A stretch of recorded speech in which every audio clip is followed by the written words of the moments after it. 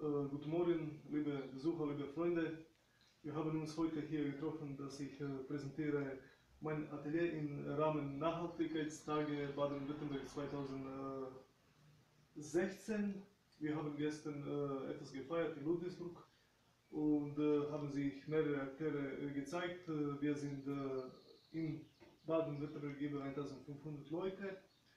Und hier können Sie sehen einen Teil von meinem Atelier. Hier sind auch Werkzeuge, was ich benutze. Hier sind verschiedene Farben.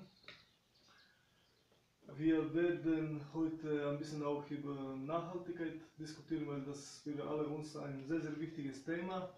Wir werden uns austauschen. Ich werde auch ein bisschen Bilder zeigen, was wir gestern gemacht und gesehen haben. Und hier ist auch Möglichkeit, ein bisschen etwas zu malen heute, wenn jemand Lust hat.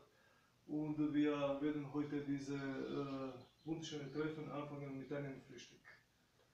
Dann später haben wir noch etwas Zeit dazu. Ich möchte euch auch gerne einladen zu unserer vierten Lichterbilderschau.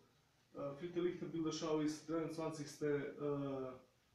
Juni um 20 Uhr im Studio West.